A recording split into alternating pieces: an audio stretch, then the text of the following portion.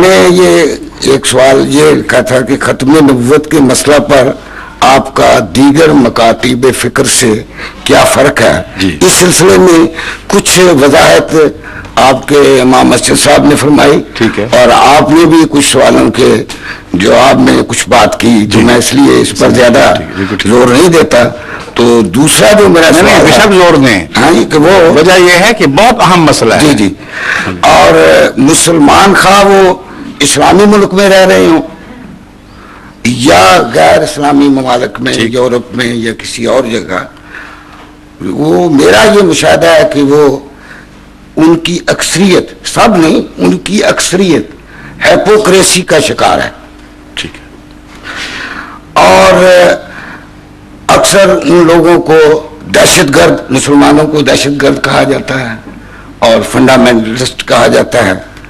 تو میں آپ کی خدمت میں اس مسئلے کے لیے، آپ نے کوئی اس کے لیے کوئی منصوبہ بنا رکھا ہے آپ کی جماعت نے، یا اس کے لیے کیا ہے؟ عرض کرتا ہوں. یہ میرا شکریہ بہت بہت. یہ دونوں سوال بڑے عمدہ ہیں. یہاں بے شک اب بیٹھ جائیں یا کھڑے رہیں، سامنے سامنے بات رہے. ہاں، پہلے سوال کے جواب میں ایک بات میں جو آج کل سمجھانے کی کوشش کرتا ہوں، اور بہت سے ایسے مسلمان جن کو زیادہ قرآن کریم اور حدیث کا علم نہ ہو، وہ اس جواب کو نسبتاً جلدی تسلیم کر لیتے ہیں. وہ میں آپ کے سامنے بھی رکھتا ہوں. ایک صاحب نے جو سوال اٹھایا تھا کہ ہمیں زیادہ پتہ نہیں، میں نے کہا یہی تو ہماری مشکل ہے. ایک ایسا شخص جس کو اپنے دین کا خود تفصیلی علم نہ ہو بلکہ سنی سنائی باتوں کو ہی دین سمجھ رہا ہو، اس کو سمجھانا بہت مشکل کام ہے، کیونکہ وہ پہلے یہ نہیں مانے گا کہ ترجمہ بھی درست کر رہے ہو کہ نہیں. یہ مشکلات ہیں.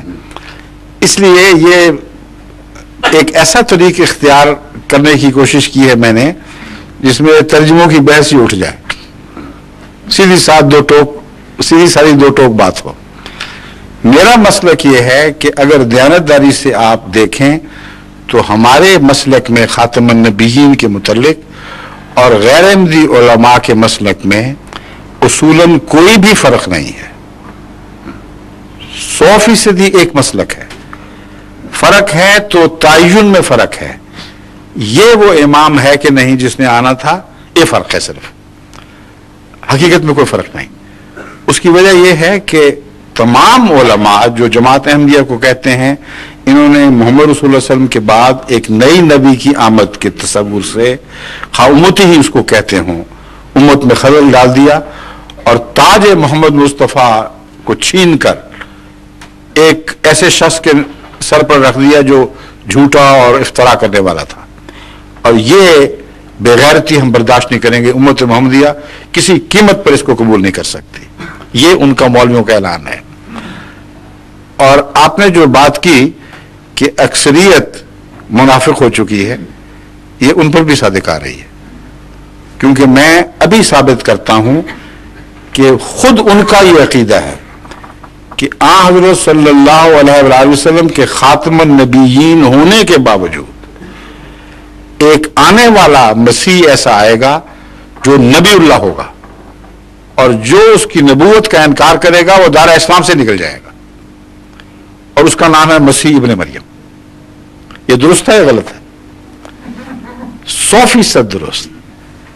یہ تمام انبیاء جو خاتم النبیین کی یہ تشریح کر کے ہم پر الزام لگاتے ہیں، وہ متفق ہیں اس بات پر کہ خاتم النبیین کے باوجود اس معنی میں کہ اب کبھی کوئی نبی نہیں آئے گا، عیسیٰ علیہ السلام مستثنا ہیں، وہ ضرور دوبارہ آئیں گے اور تاج محمد مصطفیٰ سر پر رکھیں گے. یہ بھی مانتے ہیں. وجہ یہ ہے کہ پرانا عیسیٰ اگر دوبارہ آئے تو قرآن تو کہتا ہے رسول الی بنی اسرائیل، یہ اسرائیل کا رسول ہے. امت محمدیہ پہ کیسے بادشاہی کرے گا؟ جب تک محمد رسول اللہ کا تاج نہ سر پہ رکھے اس کو اختیار ہی کوئی نہیں ہے امت محمدیہ کا سردار بننے کا.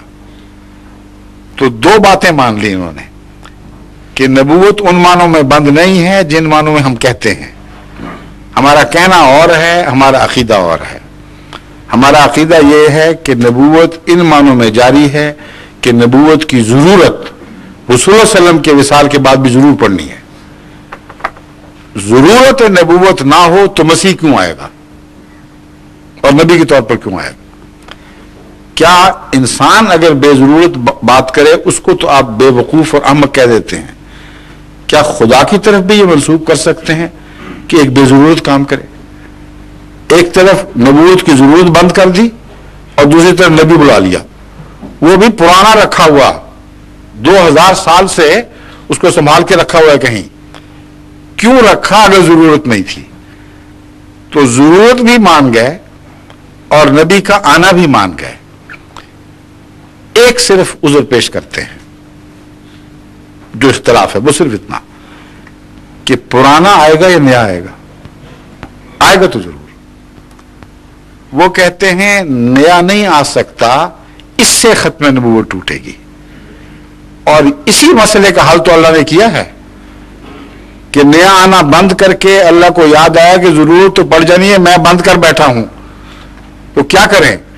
तो अल्लाह ने पहले से सोच रखा था कि पुराने मसीह को जिंदा रख लूंगा, जब जरूरत पड़ेगी तो उसको ले आऊंगा। और कहूंगा देखो खत्म नबूवत नहीं टूटी, वो दूसरी तरफ से आ गया है, पहले को दोबारा बुला लिया। ये अकीदा है, बैन ही यही अकीदा है जो आपकी नुमाइंदगी में, आप मासूमों की नुमाइंदगी में जिनको पता ही नहीं कि क्या हो रही है बात, मौलवी कहते हैं ये दुरुस्त इस्लामी अकीदा है। हम कहते हैं ये गलत है। असल बात यह है खत्म नबूवत जिन मानों में तुम मानते हो तब साबित हो सकती है कि नबूवत की जरूरत बंद हो जाए। अगर नबूवत की जरूरत बंद हो जाए तो फिर ना पुराने नबी की जरूरत है ना नए नबी की जरूरत है। अगर बंद नहीं हुई, जरूरत बंद नहीं हुई, तो बंद करने वाला जालिम हो जाएगा। दुनिया को मोहताजी और किसी ने बंद कर दी है। प्यासों के लिए पानी बंद करना तो बड़ा जुल्म है। हाँ, ये कह दिया जाए कि प्यास दुनिया से उठ गई फिर पानी बंद हो, जायज बात है। मगर नबूवत की, नबी के आने के दोनों बराबर कायल हैं, कोई फर्क नहीं। अब फर्क है तो किस तरह का नबी आएगा, ये बहस है सिर्फ। वो ये कहते हैं कि उम्मत मोहम्मदिया में से किसी को मोहम्मद रसूलुल्लाह सल्लल्लाहु अलैहि वसल्लम की मुती नबूवत अता नहीं की जाएगी, क्योंकि नबूवत का देना बंद हुआ है, नबी का आना बंद नहीं हुआ।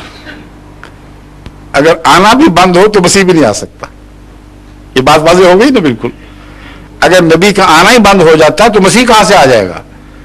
वो कहते हैं नबूवत की अता बंद हुई है, किसी को नबी बनाया नहीं जाएगा। पुराने नबी का दोबारा इस्तेमाल, पुराने कपड़ों का नया इस्तेमाल मुरम्मत करके ये जायज बात है, इसमें कोई हर्ज नहीं। ये फर्क है सिर्फ। हमारा अकीदा यह है कि ये इस्लाम की हतक है जो तुम मान रहे हो, ये मोहम्मद रसूलुल्लाह सल्लल्लाहु अलैहि वसल्लम की गुस्ताखी है। वजह यह है कुरान की भी हतक है। कुरान ने यह बात जो लिख दी रसूलन इला बनी इसराइल, तो हमेशा के लिए उस रसूल को इसराइल के पाबंद कर दिया। वो अगर ये दावा करे आके ए उम्मत मोहम्मदिया मैं तुम्हारे लिए तुम्हारा नबी बनकर आया हूं, तो कुरान को झूठा मान के फिर उसको सच्चा मानेंगे? एक वक्त में दोनों को सच्चा कैसे मान लेंगे? जहां उसको सच्चा माना वहां कुरान झूठा हो गया, जहां कुरान को सच्चा माना वो कहने वाला झूठा हो गया। इसलिए उसके हक में कोई दलील ही नहीं बनेगी कि उसको हक हो उम्मत मोहम्मदिया के नबी बनने का। दूसरी बात जो सबसे अहम यह है कि पहला आलमी नबी कौन था? हजरत अक़दस मोहम्मद रसूलुल्लाह सल्लल्लाहु अलैहि वसल्लम।